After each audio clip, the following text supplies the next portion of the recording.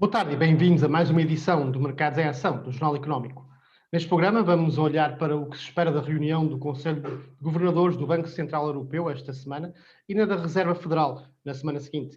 Ainda nos Estados Unidos, é já esta quarta-feira a tomada de posse de Joe Biden, portanto vamos aproveitar para analisar o que esperar do novo presidente na economia e nos mercados.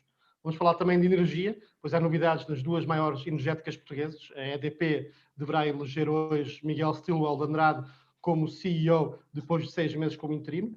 E na Galp, Andy Brown chega para liderar em fevereiro com a partida de Carlos Gomes da Silva. Que contextos aguardam estes dois CEOs? É o tema que vamos analisar. O nosso convidado de hoje é Miguel Gomes da Silva, Head of Treasury and Trading do Montepio. Miguel, bom ano, boa Bom tarde. dia, bom ano. E bem-vindo ao programa. Vamos começar com a reunião do BCE esta quinta-feira, depois de em dezembro o BCE ter anunciado novas medidas com o reforço e o prolongar da chamada Bazuca, não é? O grande programa de compra de ativos. O que é que se pode esperar desta reunião? Mais mensagens de conforto sobre a recuperação e a disponibilidade de agir se esta não se materializar? Desde logo, esta vai ser uma reunião considerada um não evento, ou seja, não vai haver medidas de política monetária além daquelas que já são conhecidas e que foram anunciadas e reforçadas em dezembro. A grande expectativa é precisamente em torno do discurso da senhora Lagarde. Nesta conjuntura e neste contexto em que o mercado não espera medidas adicionais, qualquer palavra, obviamente, que assume particular importância. Se o discurso será mais ou menos acomodatício, se levantará algum véu relativamente àquilo que poderá acontecer e se haverá necessidade de novas medidas adicionais, dado que a pandemia entrou agora na Europa na sua terceira vaga, portanto será natural que o Banco Central Europeu olhe novamente para aquilo que será o crescimento económico e os níveis de inflação dos países da zona euro e pondere se é ou não necessário tomar medidas adicionais. Mas nesta reunião em concreto, a única coisa que é expectável é que a senhora Lagarde possa eventualmente dizer que está a analisar e que o Banco Central Europeu está a pensar em olhar para esses números precisamente, porque não há ainda concretamente nada de palpável que possa ajudar o Banco Central e ainda as medidas que foram tomadas em dezembro são muito recentes.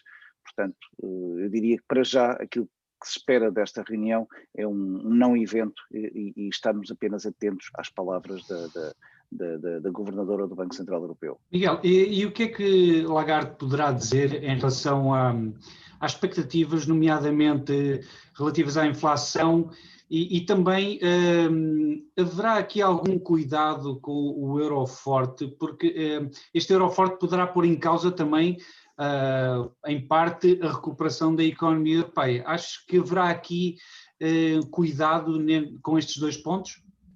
Sim, até porque se nós tomarmos como exemplo as palavras do governador da Fed nos últimos dias, o Sr. Powell, precisamente a propósito da inflação, aquilo que nós vimos no mercado foi uma certa tendência dos investidores começarem a pricear já, ou a incluir no preço, uma expectativa de inflação mais elevada. Isto foi bastante visível na curva no diferencial entre as bonds americanas indexadas à inflação e os treasuries normais, o chamado break-even de inflação.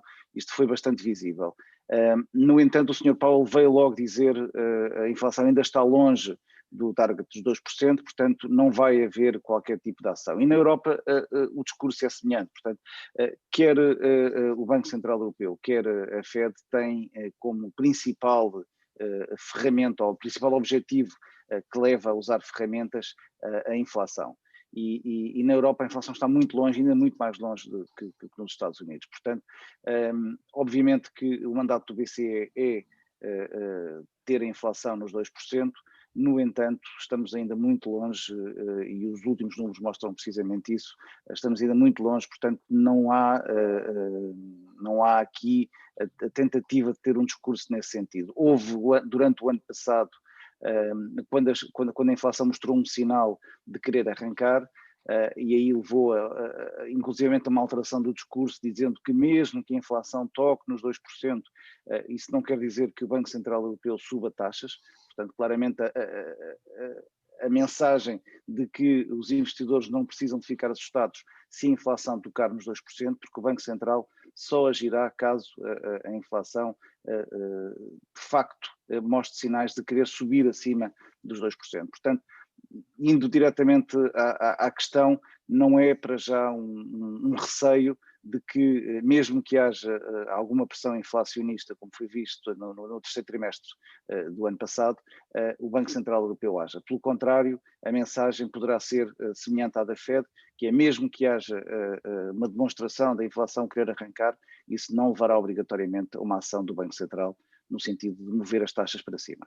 É interessante que mencionaste o diferencial entre os Estados Unidos e a Europa nestes campos.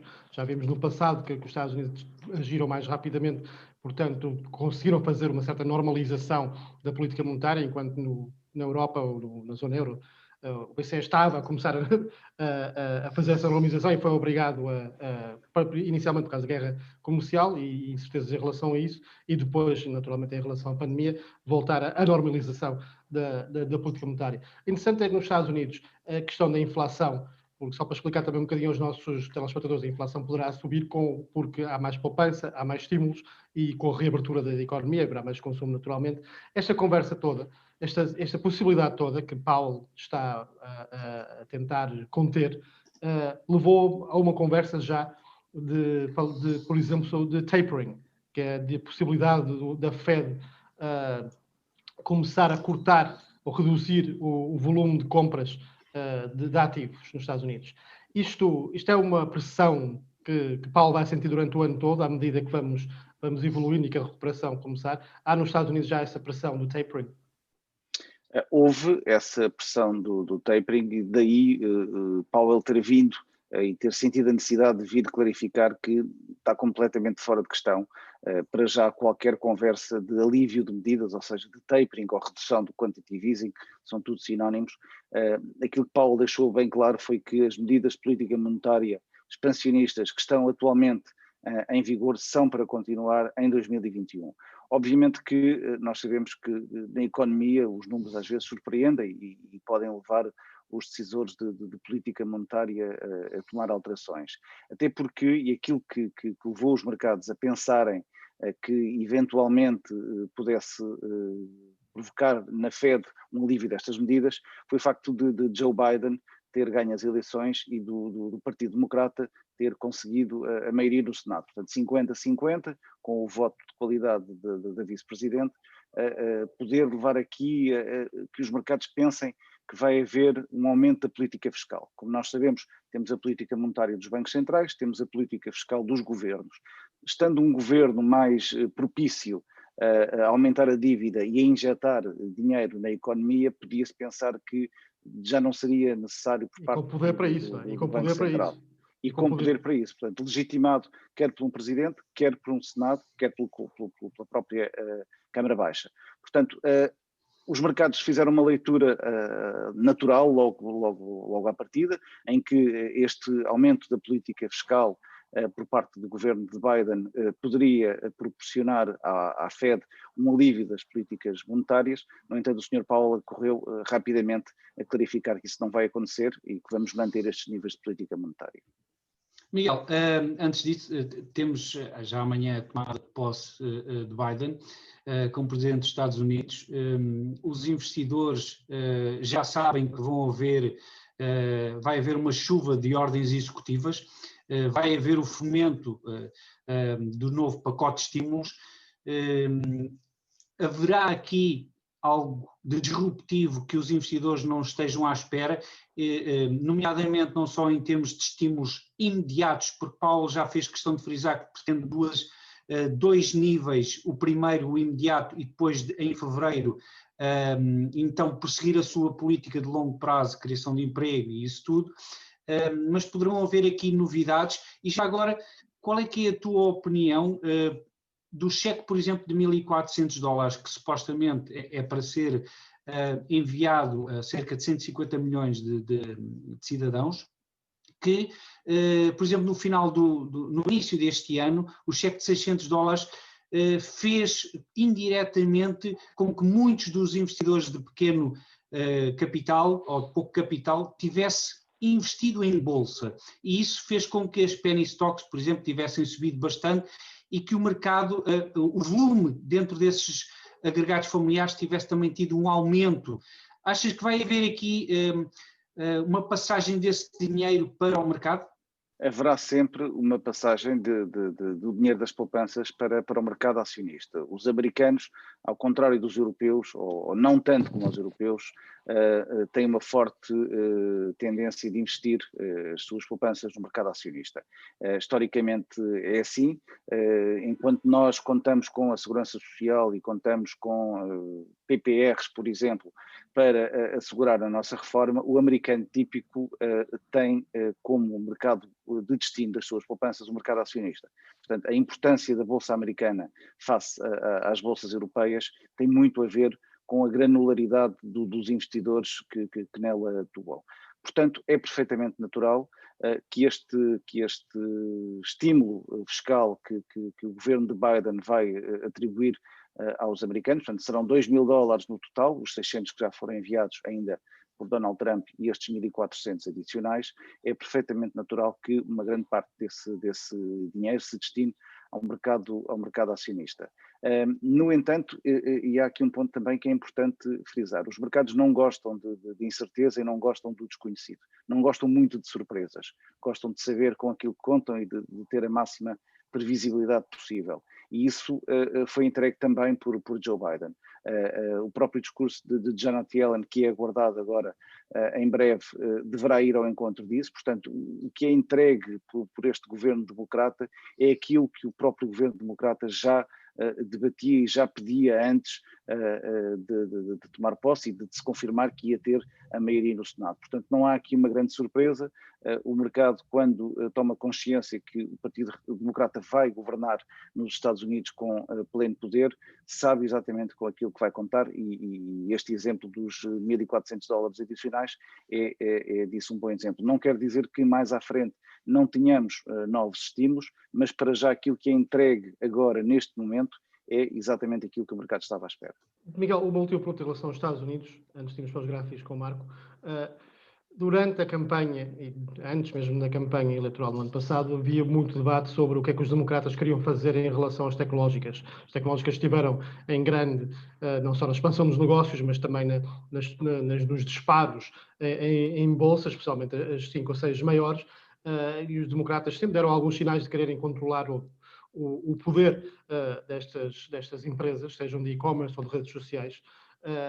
E de alguma forma surgiu o receio nos mercados que os democratas pudessem avançar com algumas medidas para desmembrar estas gigantescas empresas. Por outro lado, também ouviu que muitas dessas empresas apoiaram a campanha de Joe Biden, eventualmente para esse receio ser diminuído. O que é que achas que vai acontecer nos próximos meses? O que é que achas que vai ser a atitude dos democratas em relação a estas gigantes?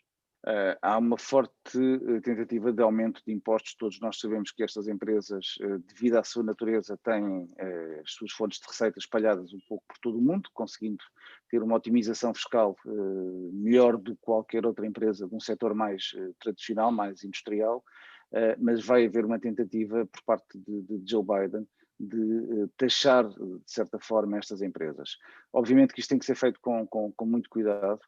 Se nós olharmos para o mercado, vimos, por exemplo, que este ano, apesar de termos ainda muito pouco tempo, nem um mês de mercado temos, mas não temos o Nasdaq a descolar das restantes bolsas, do S&P e do Dow Jones, está muito alinhado com a performance dos outros dois índices. Portanto, há aqui uma cautela por parte dos investidores e nós temos visto que esse boom de preço que as tecnológicas tiveram em 2020 está muito refriado desde a vitória de Joe Biden, comparando, por exemplo, com o preço das renováveis e das empresas de energias verdes. Portanto, há obviamente aqui uma alteração do foco de um presidente para o outro.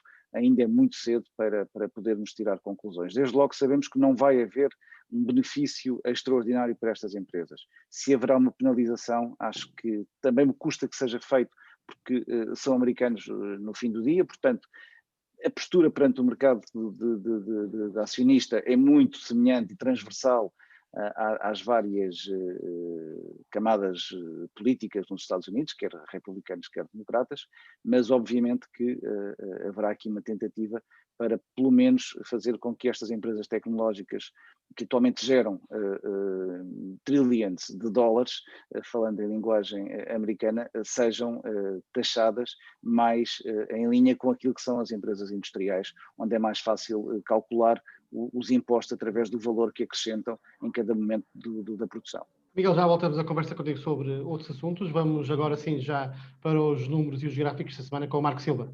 Obrigado, Chico. Tal como nos últimos tempos não tem havido um disparo do Nasdaq em relação ao restante do mercado, e nós podemos ver aqui no comportamento da semana passada, claramente aqui as grandes tecnológicas, Microsoft, Apple, Google, Facebook e Amazon, com quedas, algumas substanciais, enquanto, por exemplo, o restante do mercado, os bancos, as empresas do setor da saúde e de forma geral tiveram um comportamento positivo. De realçar, no entanto, que dentro das tecnológicas houve uma dualidade de critérios. Podemos ver aqui os semicondutores tiveram uma prestação positiva, ao contrário das empresas de serviços. Portanto, isto é um tema, uma dualidade interessante.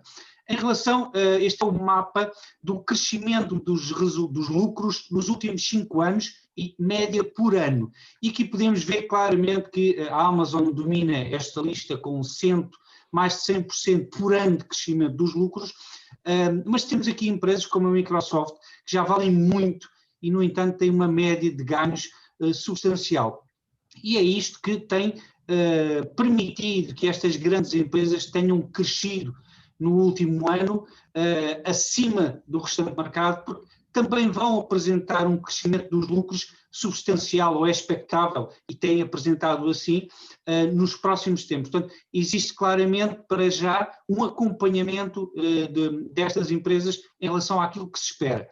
Este é o mapa do dividend yield, portanto, daquilo que as empresas vão entregar aos investidores em forma de dividendo em relação ao valor dos títulos, e podemos ver que neste espaço continuam a dominar as empresas do setor energético, a banca e também o setor da saúde, enquanto nas tecnológicas ainda é muito reduzido o número de empresas que entregam dividendos, como por exemplo a Amazon não entrega, nem Google, nem Facebook, e portanto ainda existe aqui esta dualidade, portanto valor versus crescimento. Em relação ao final do ano, à última semana, no resto do mundo, o panorama foi misto, de realçar, no entanto, a subida da ASML, por exemplo, e da DSM, portanto, semicondutores em alta. Em relação também à última semana, nos mercados e nos grandes setores, o setor energético teve uma boa prestação, enquanto dentro da tecnologia está aqui o Soxel, portanto, os serviços de semicondutores também, enquanto o restante mercado teve um comportamento ligeiramente negativo.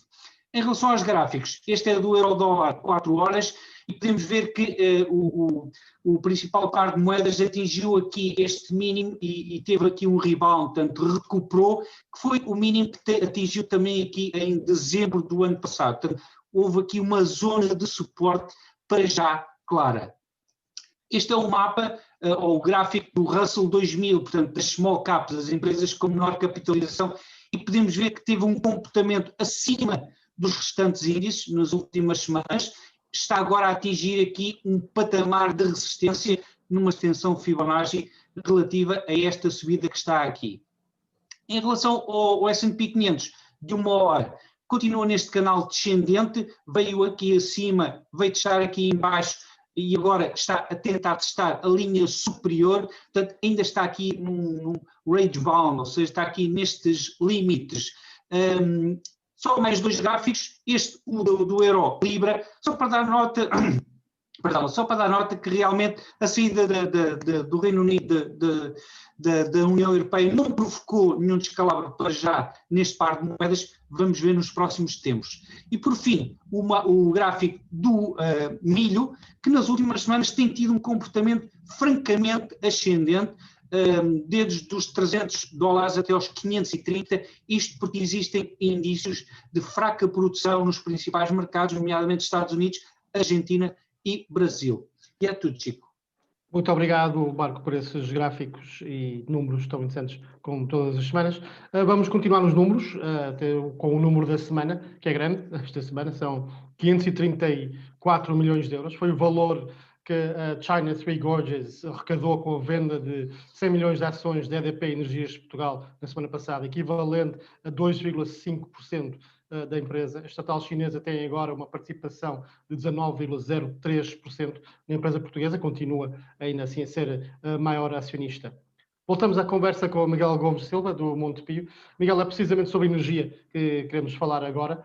Miguel Stilwell de Andrade deverá se tornar CEO da EDP hoje, depois de alguns meses como interino, depois da suspensão de António Mexia. O que é que se espera com esta nova liderança, continuidade? Presumimos. O mercado tem premiado a estratégia da EDP, de facto, quando na primeira semana, na segunda semana deste ano, já as ações da EDP tocaram um novo recorde histórico de 5,63 euros por ação. Estas utilities que estão a transitar para serem utilities verdes são uma aposta interessante para os investidores. Sim, e a vitória de Joe Biden nos Estados Unidos, obviamente que vai ajudar muito a EDP. É preciso ter presente que a EDP Renováveis, a EDP é acionista da EDP Renováveis, e a EDP Renováveis é um importante player nos Estados Unidos no campo das energias verdes.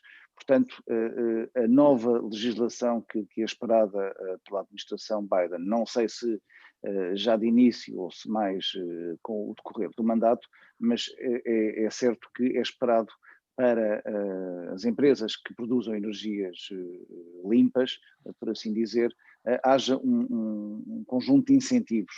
E a EDP, obviamente, que vai beneficiar com isso, e o preço de mercado espelha, quer o da EDP, quer o da EDP Renováveis. Portanto, o novo presidente tem pela frente não um caminho difícil, mas eu diria que uma ajuda muito grande, que é o facto do maior país do mundo e um dos principais responsáveis pela poluição mundial no passado, poder ter aqui e a EDP tem vários parques verdes nos Estados Unidos, nomeadamente na produção de energia limpa.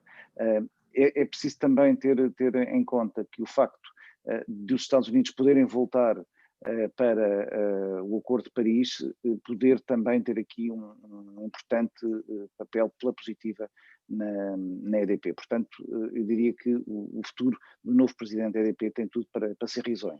Miguel, ainda na energia, a Galp vai mudar de CEO, com o renúncio de Carlos Gomes da Silva e a chegada do britânico Andy Brown, um veterano da Shell. Quais é que são as pressões sobre as petrolíferas integradas, como por exemplo a Galp, neste momento, e como referiste muito bem, com o Joe Biden, o setor das energias limpas vai ter aqui um impulso. Nós já tivemos no programa um representante da BP a indicar que a estratégia da empresa vai ser tornar-se mais verde e tornar-se inclusive, deixar de ser petrolífera para ser uma empresa energética, ou seja, achas que as empresas como a Galp, BP, Shell, irão se transformar um pouco em EDPs deste mundo? Desde logo acho que é importante ter presente que a EDP tem a maior exposição a energias renováveis da Península Ibérica, portanto é claramente a maior empresa da Península, portanto estamos a falar de outros grandes players espanhóis que estão no mesmo mercado. Portanto, a EDP consegue ser o número 1 na Península, portanto desde logo igualar a EDP não será fácil ou não será logo neste primeiro momento. Depois a Galp está a fazer o seu caminho e está-se a transformar. O fecho da refinaria de Matosinhos foi esse um exemplo, foi uma resposta o mais rápido possível aos efeitos da diminuição do consumo de petróleo e dos derivados. Portanto, o fecho de Matosinhos e a concentração na refinaria de Sines foi a primeira resposta da Galp para responder ao impacto negativo da procura do petróleo. Agora, o salto até outro tipo de energias, obviamente vai ter que ser dado por toda a gente. Não é necessário estarmos a pensar que em 2050 ninguém crê que o petróleo tenha o papel que tem hoje em dia. claramente que os carros elétricos terão um novo estatuto. Mesmo os países maiores consumidores deste tipo de energias poluentes, como o Sudeste Asiático e África, acabam por ter aqui um importante papel também ainda em prolongar mais o uso do petróleo. Mas claramente que as empresas europeias e norte-americanas farão o seu caminho no sentido de poder oferecer aos povos onde as energias poluentes vão desaparecer e vão ser alvo de legislação muito apertada. Estas empresas vão fazer tudo para continuar a estar no mercado e para poder continuar a crescer. Portanto, achas que a estratégia será, aos poucos, ir integrando mais energia verde? Aliás, eu realço, por exemplo, que a Arábia Saudita é um dos fomentadores da própria energia verde, não é? Obviamente que os países produtores de petróleo, como a Arábia Saudita e todos aqueles países do Golfo Pérsico, assim como os Estados Unidos também, que já são atualmente exportadores líquidos de petróleo, ao contrário do que eram há uma década atrás, têm que fazer o seu caminho. Eu diria que isto é quase como reestruturar para conseguir sobreviver. Portanto, obviamente que neste domínio das energias ainda muito estará para vir. Nós podemos pensar que a Arábia Saudita tem a maior produção de petróleo, mas também o deserto tem sol e poderá ser reconvertido em painéis solares e produção de energia. Portanto, tudo isto é, obviamente, ainda muito o início de uma nova era para a energia. Eu não sou um especialista em questões energéticas, portanto não gostaria de estar aqui a dissecar muito sobre o tema, mas obviamente que, e em termos de gestão e da postura de qualquer gestor que olha para uma empresa que está a produzir um produto que praticamente vai deixar de ser consumido, obviamente que é preciso olhar e perceber, como a Nokia olhou há uns anos atrás para a parte das madeiras e percebeu que tinha que entrar no mundo dos telemóveis, e a seguir não soube perceber que teria que mudar este paradigma dos telemóveis que produziam e perdeu cota de mercado. Qualquer empresa, qualquer gestor tem que olhar para o seu produto e obviamente perceber qual será o mercado no futuro e o que é que os consumidores quererão. Jack Welch da General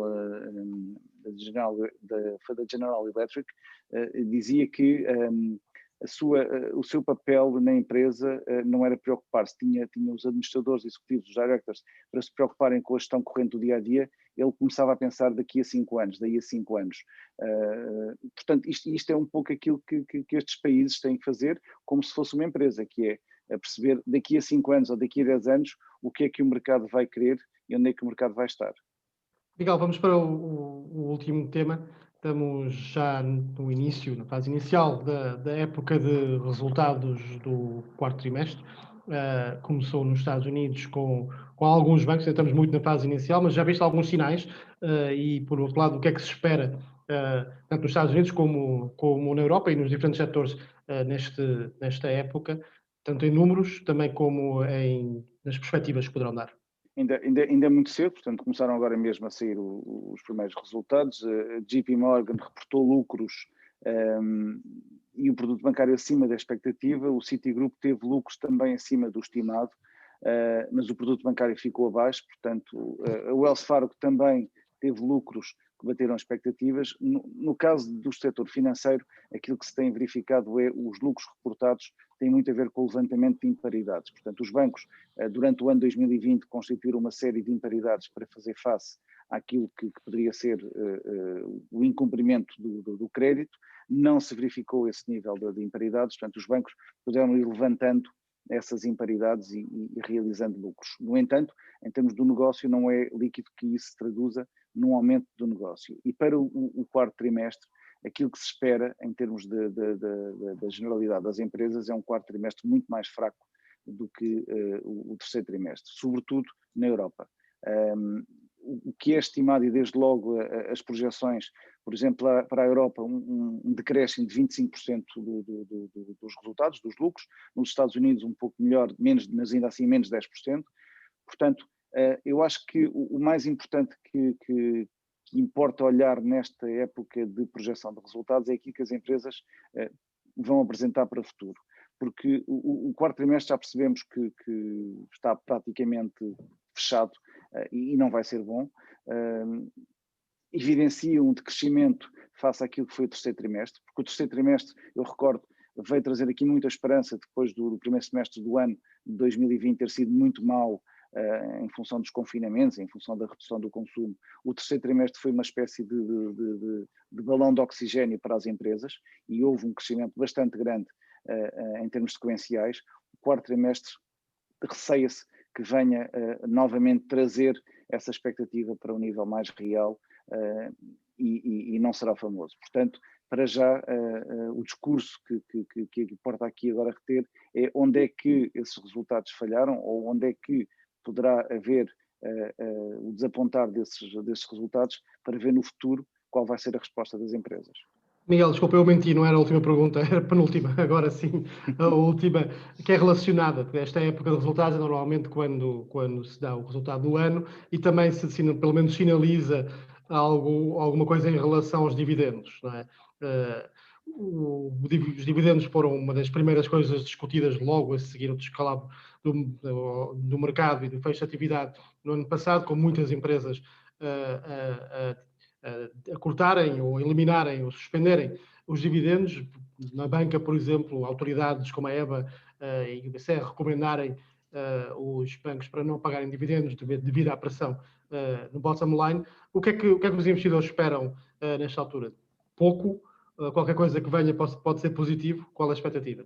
Relativamente à banca, sim, não parece que seja por aí. No entanto, o quadro que o Marco Silva há pouco apresentou acho que é muito elucidativo. As empresas que mais subiram não distribuem dividendos. A Amazon, por exemplo, a Tesla, Facebook. Portanto, não parece que para o investidor comum a dividend yield seja o mais importante. Para o investidor institucional, obviamente que a dividend yield é fundamental e para quem tem um portfólio de ações em fundos que quer distribuir... especialmente em alturas de taxas muito baixas, não é? Especialmente quando o investimento em ações é feito numa lógica de dividend yield e não numa lógica de valorização do mercado acionista, ou seja, tentar combater um pouco o efeito negativo das taxas negativas, passo o pleonasmo, e encontrar nas ações, existem ainda algumas ações que podem obviamente ajudar a isso, mas o setor financeiro não será seguramente o mais apetecível do ponto de vista de dividend yield, porque não sabemos, e com esta terceira vaga da pandemia, e com este novo confinamento e novas moratórias e um risco de termos crédito non-performing mais elevado, não sabemos o que é que os bancos centrais, em particular na Europa, o Banco Central Europeu, poderá impor em termos de limitação de distribuição de dividendos para que o capital dos bancos seja preservado. Miguel, muito obrigado pela presença mais uma no Mercados em Ação. Esperamos até uma próxima oportunidade. Obrigado e bons investimentos. Obrigado, Miguel. Marco, qual é a protagonista da semana, uma velha conhecida nossa? Exatamente, a Janet Yellen, que hoje vai ser ouvida no Senado norte-americano com vista a ser nomeada a próxima secretária do Tesouro norte-americano e certamente que vai ter influência nos mercados, não só esta semana, nas próximas semanas e no mandato de Joe Biden. Ela que já deu indicações, inclusive, ao contrário de quando era governadora, tinha um discurso mais cuidado, desta feita, veio logo dizer que é preciso go big, portanto, ser grande, agir em grande e nomeadamente em relação aos estímulos que o Presidente irá apresentar. Portanto, teremos aqui uma Janet Yellen provavelmente mais ativa do que enquanto governadora. Muito obrigado, Marco. Chegamos assim agora ao final de mais um Mercados em Ação. Agradeço a preferência dos nossos telespectadores, como sempre. Aguardamos até a próxima semana.